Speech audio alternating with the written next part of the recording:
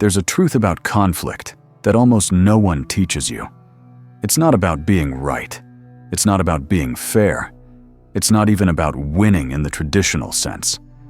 In any arena where power is at stake, whether it's a boardroom, a political stage, a relationship, or a whispered conversation in the dark, the real contest is for control of the frame. And here's the part most people never see. The first move you make when someone challenges you almost always decides who wins.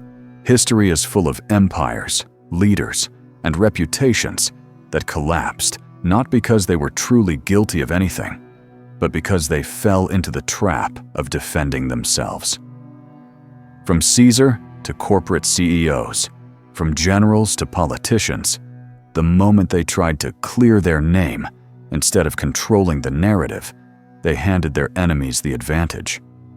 Machiavelli saw this centuries ago. He understood that power is perception, and perception is fragile.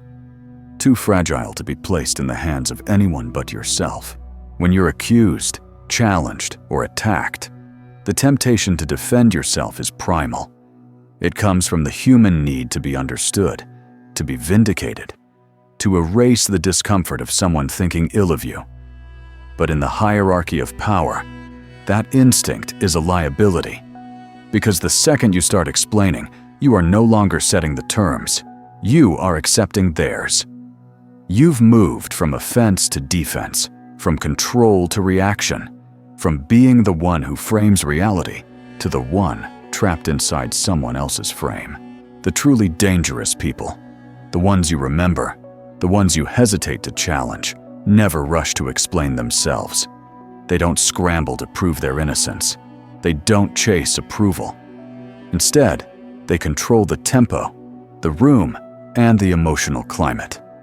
They understand that silence can be more intimidating than an argument, that detachment can look like superiority, and that mystery is more powerful than any clarification. Before you learn tactics, before you memorize clever retorts, you have to burn this into your mind. In power games, your defense is not your protection. It's their weapon. And if you give them that weapon, they will use it to define you.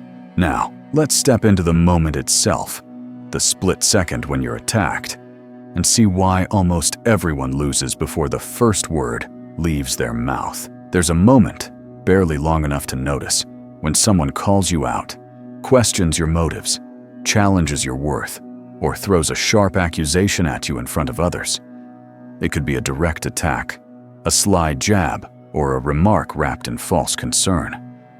And in that instant, the average person does exactly what they've been trained to do since childhood.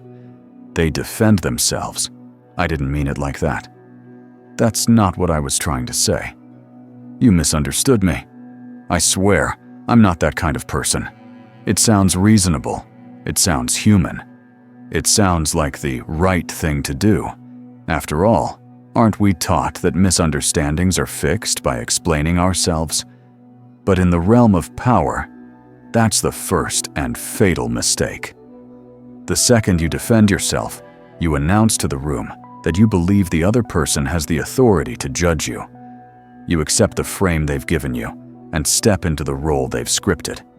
The accused, Machiavelli understood this long before modern psychology could explain it.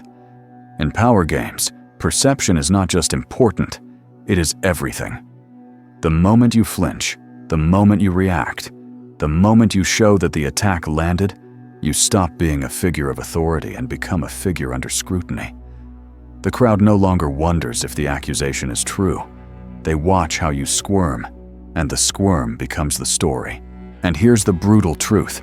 If they see you flinch, they don't see a victim. They see blood. In politics, in business, in personal relationships, the first one to bleed loses more than just the point.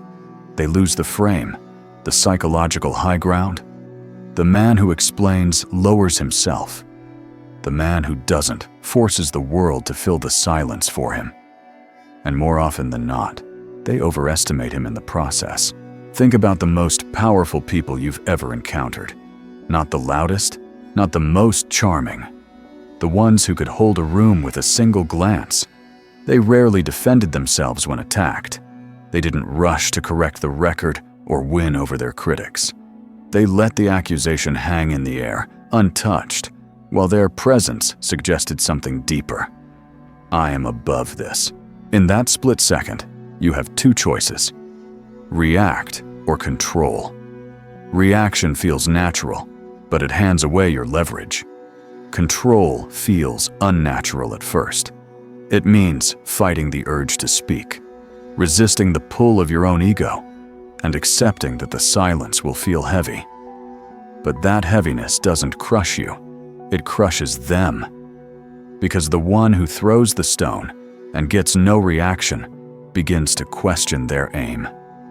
They wonder if they miscalculated, if they've exposed themselves as petty, emotional, or insecure. That's why this moment matters so much. The split second after an attack is not just a social exchange. It's the opening move in a psychological battle. And in that battle, the one who controls the frame controls the outcome. You can defend yourself and look smaller, or you can stay silent, stay still, and make them explain themselves instead. From here, we move to the first unshakable law of power. He who explains submits. Machiavelli would tell you this. The second you explain yourself, you've already lowered your position. Explanation is not neutral. It is not simply sharing your side of the story. In the eyes of the room, explanation is a signal. It says, I acknowledge your right to question me. I accept your authority to demand an answer. And once you grant that authority, you're no longer the one in control. Power operates on frames, unspoken structures that define who has the upper hand in any exchange. Whoever sets the frame decides what counts as truth, what counts as evidence, and what counts as weakness. The moment you explain, you're not setting the frame. You're trapped inside it. You're playing their game on their terms, by their rules, and that's why you lose. The strong understand something the average person never will. In a contest of perception, silence can be more commanding than any defense. Silence leaves your opponent with nothing to push against. They came to watch you dance for your reputation, to make you burn energy proving yourself, to force you to plead your case. When you refuse, they have to fill the silence themselves, and the more they fill it, the more desperate they look. Imagine two generals on a battlefield. One is accused by his rival of cowardice in front of the troops. The first general immediately steps forward, delivering a long speech about his courage, listing past victories, swearing loyalty to the cause. The second general says nothing. He stands tall, unmoved, letting the words hang in the air like smoke. The soldiers shift in their seats. The rival's voice starts to sound shrill. The absence of defense becomes a presence in itself, a wall no one can scale.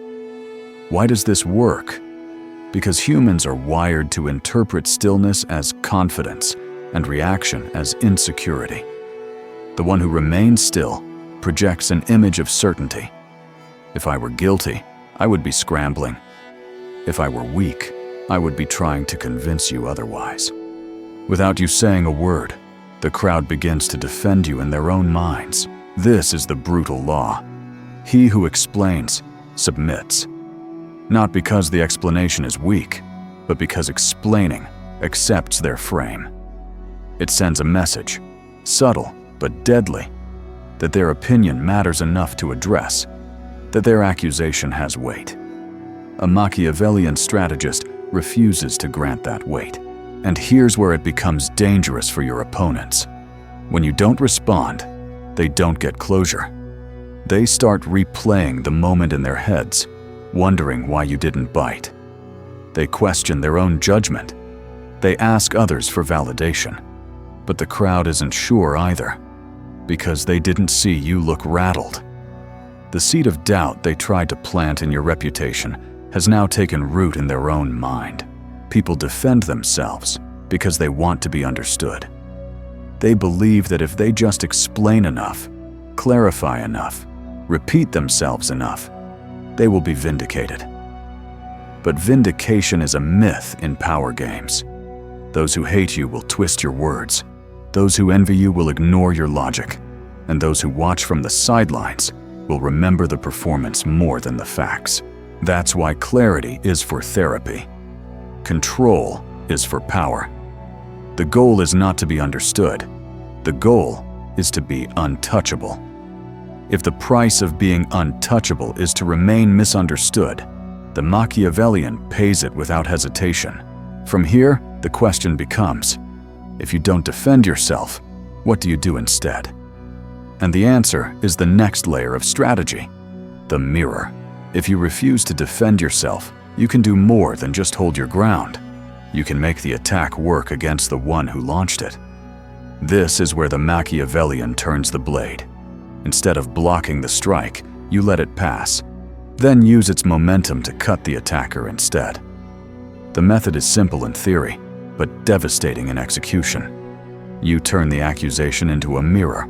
The moment someone attacks you, they're revealing something about themselves. An insecurity, a frustration, a belief they desperately want confirmed. When you don't fight the accusation, but instead hold it up like a reflection, you force them to see it. And most people cannot stand the sight. Example: someone says, "You're manipulative." The average person rushes to say, "No, I'm not. You've misunderstood me." The Machiavellian? They lean back, let a small pause stretch, and say in a calm, flat voice, "Interesting that you see it that way." In that instant, you've done three things. You've refused to validate their frame. You've suggested, without saying it, that their accusation says more about them than about you. You've left them carrying the emotional weight of their own statement. And here's the psychological twist. Most accusations are projection. When someone calls you arrogant, they've often been nursing their own insecurity about status. When they call you fake, they've often been performing for approval themselves. When they call you controlling, they're often frustrated that they can't influence you. By turning the accusation into a mirror, you make that projection visible. Not to the crowd, but to them. That's why it stings so deeply. The mirror works because it robs the attacker of their expected payoff. They wanted to see you defend yourself, maybe even lose your composure. They wanted the crowd to watch you work for your reputation. Instead, the crowd sees something different. The attacker delivering a jab, you barely reacting, and the attacker starting to look unsettled. The more they push, the more it seems like they're the one on trial. This technique is subtle. It's not sarcasm, not mockery, not overt retaliation. It's detachment with precision. It's holding the gaze just a moment too long, answering in a way that closes the topic instead of opening it. It's a skill that makes others feel like they've walked into their own trap. And that's the key. In Machiavellian strategy, your aim is not to win the argument. It's to make the other side realize they've already lost the moment they started it. You don't tell them they overplayed their hand.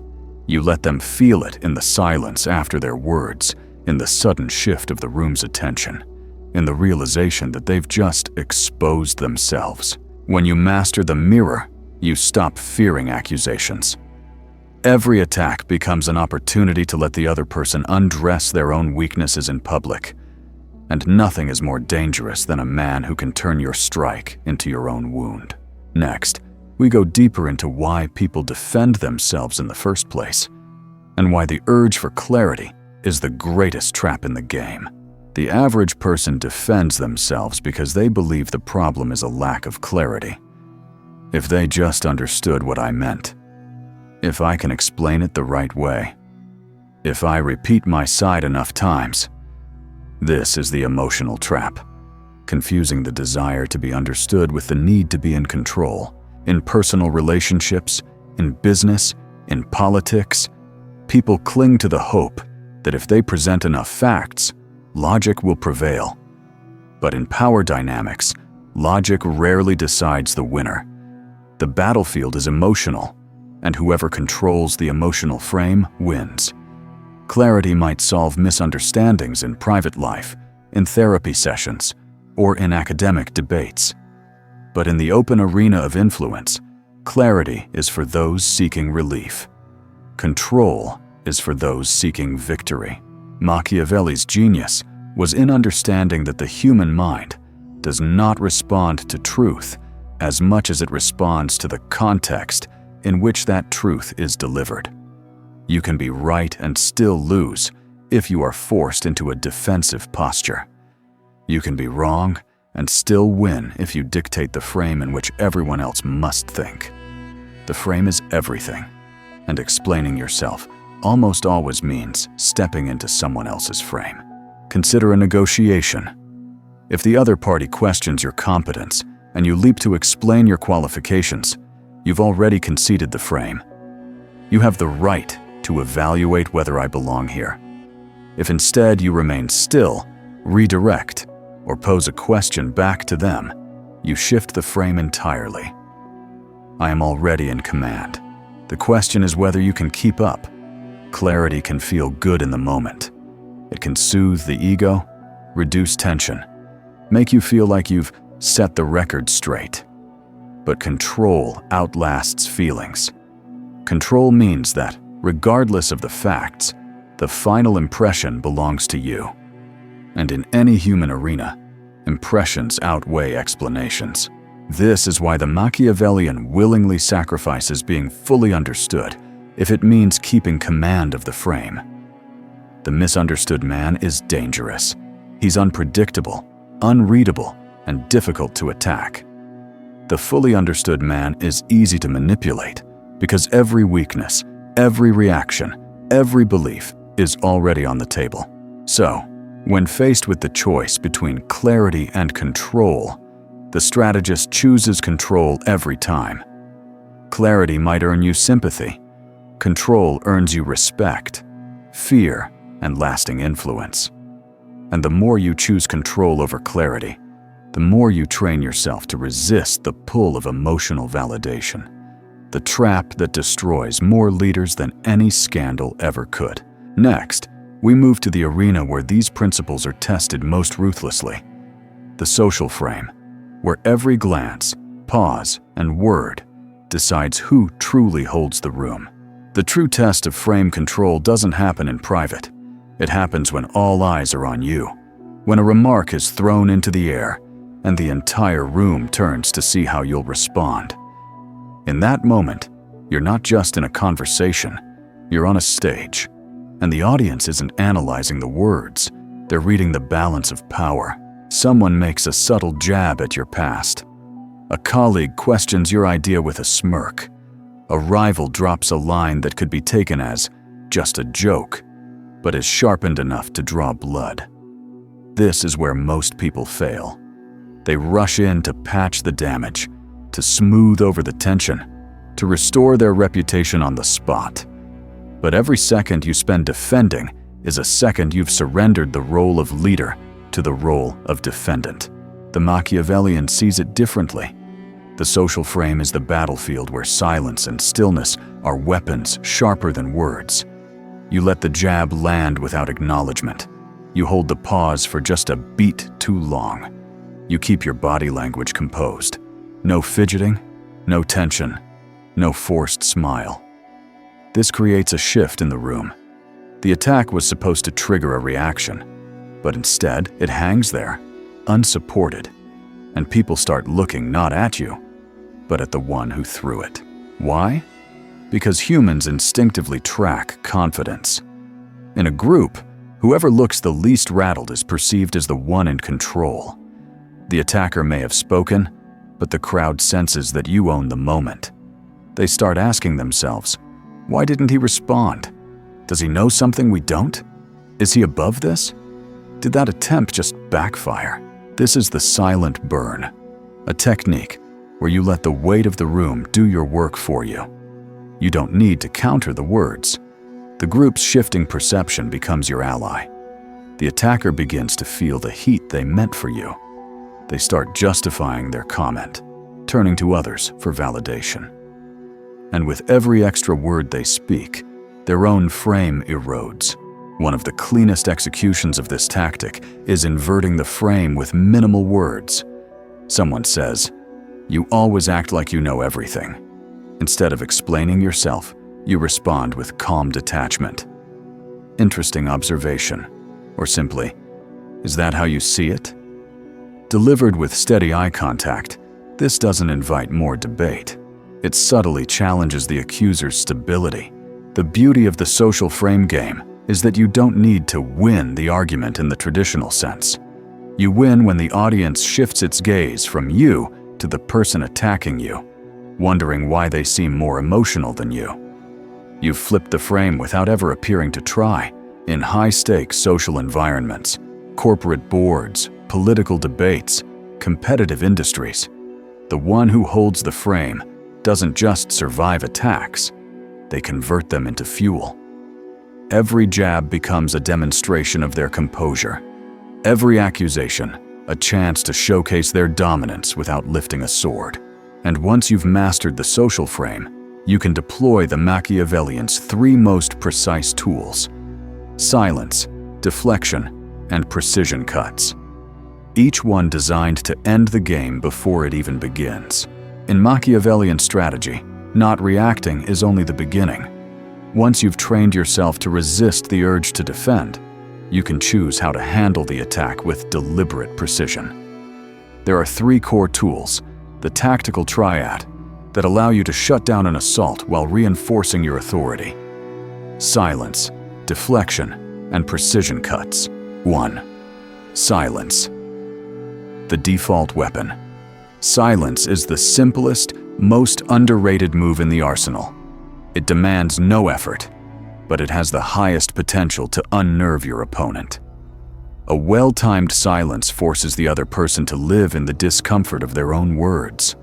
The longer you hold it, the more the crowd starts evaluating them instead of you. This works because people expect resistance. When they don't get it, they become uncertain about the moment, about themselves, about how others perceive them. In that uncertainty, they often keep talking, trying to fill the void. And with every unnecessary word they speak, they give away more of their insecurity. 2. Deflection. Changing the conversation. Without engaging the blow, deflection is the art of redirecting the energy of an attack without absorbing it. You don't deny the claim, you don't accept it. You pivot the conversation entirely. Example. In a meeting, someone says, "I'm not sure your plan is realistic." Instead of defending, you reply, "Let's hear your plan then." In one sentence, you've moved from being questioned to being the questioner. You've shifted the frame, placing them under the same scrutiny they intended for you. The audience now sees them on trial, and you remain in control of the tempo. Deflection works because it prevents the attacker from anchoring the discussion in their chosen narrative. You don't fight their fire, you make them build their own. 3. Precision cuts. Short, sharp, status-asserting phrases. Precision cuts are verbal strikes designed to end the game instantly. They're not explanations. They're not emotional reactions. They are statements that signal unshakable self-possession. When someone says, "You're full of yourself," you answer, "Confidence upsets the insecure." They say, "You're fake." You respond, "I don't owe you authenticity." They say, "You think you're better than everyone."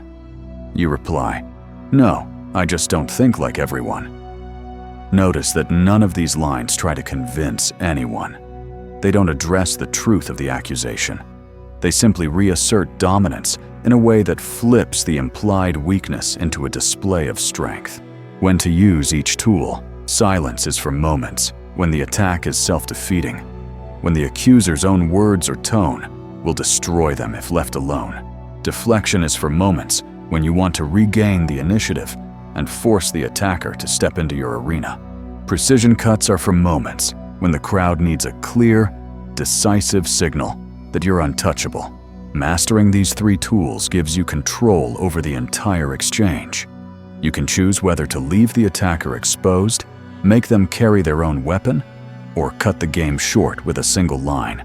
Once you wield the tactical triad with confidence, the next step is even more ruthless, turning the accusation into undeniable proof of the attacker's own weakness. That's where the advanced inversions come in.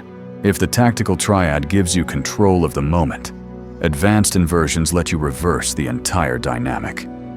This is where Machiavellian strategy moves from defense by design into attack without lifting a finger.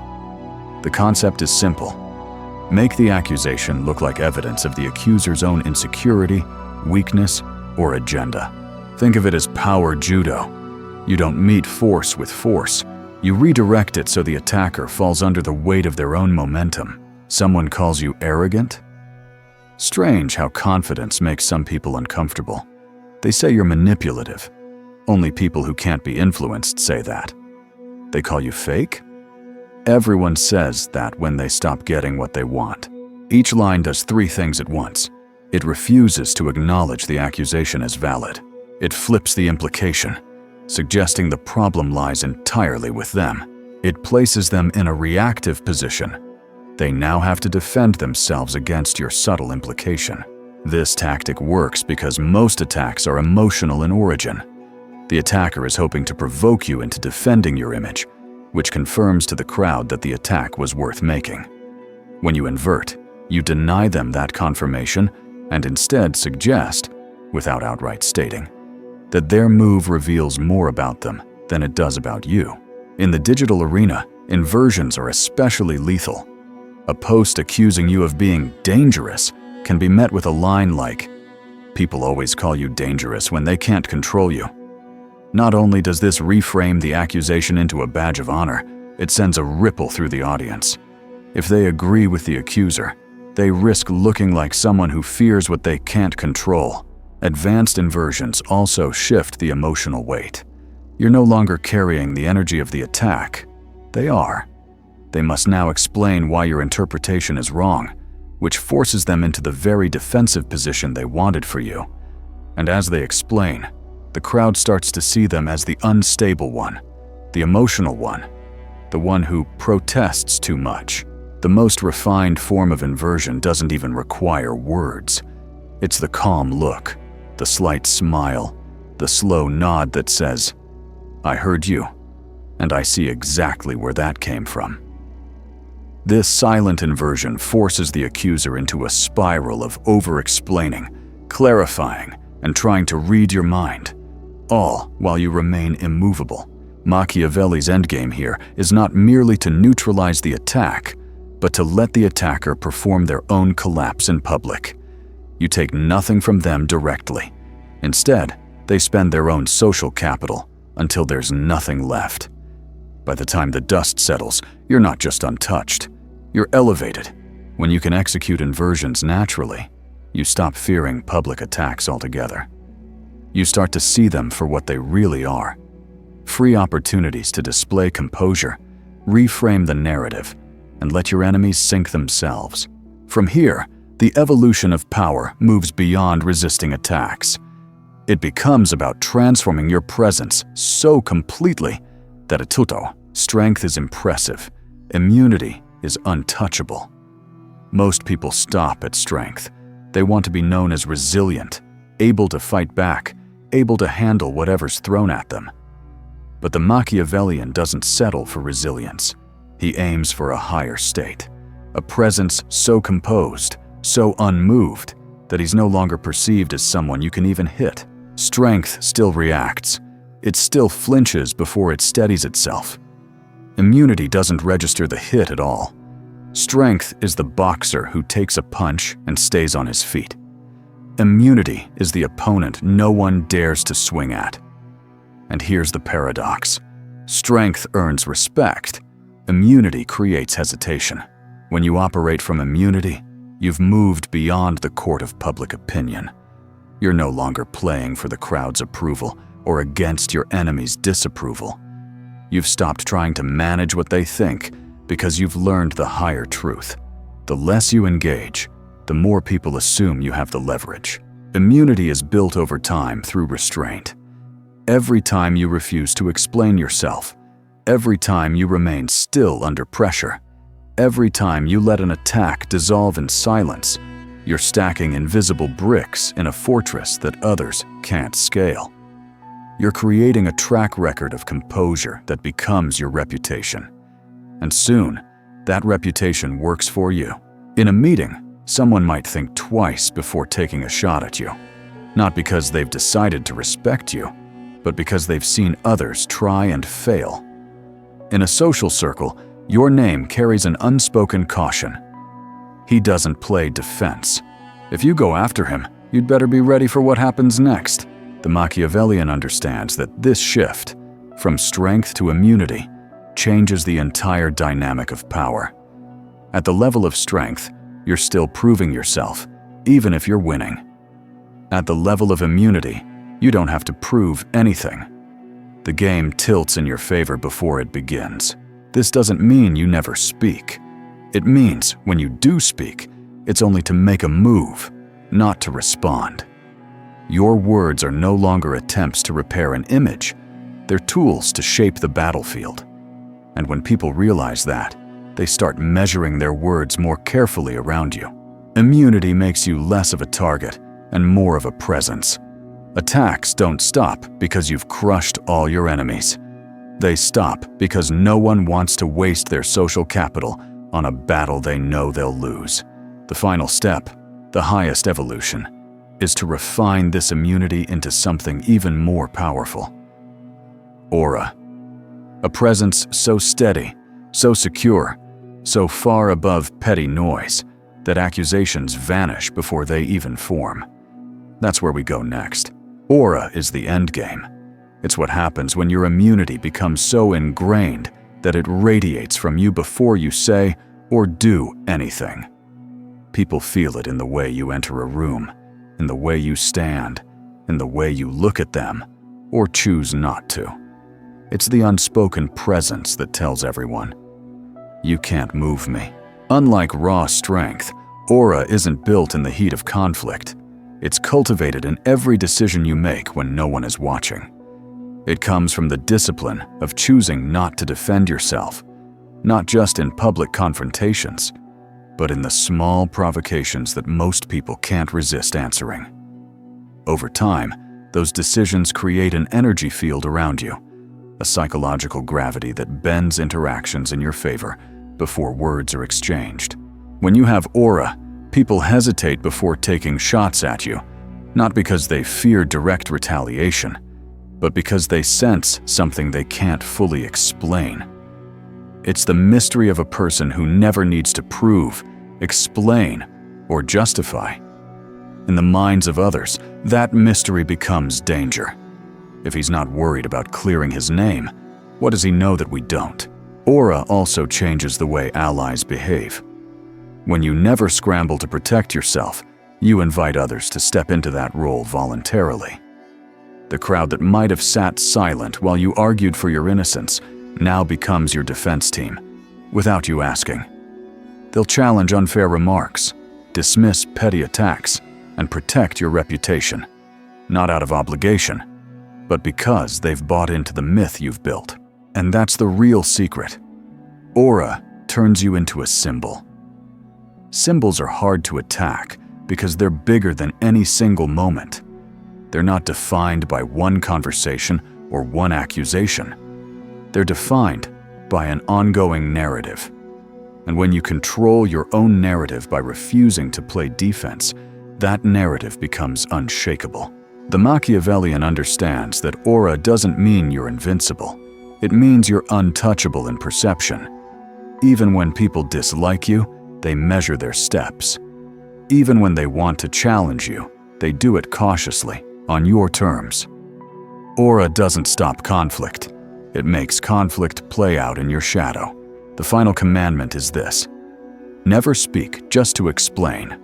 Speak to move the game forward. Every silence, every look, every word must be deliberate. Because once you have aura, The smallest gesture carries weight. A glance can end a conversation. A pause can shift the room. And a single sentence, delivered without defense, can close a chapter before it begins. You don't need to crush your enemies. You don't need to clear your name. You don't need to convince the world of your goodness. You only need to stand in the certainty that you will not be moved. From that place, power stops being something you chase. It becomes something you are.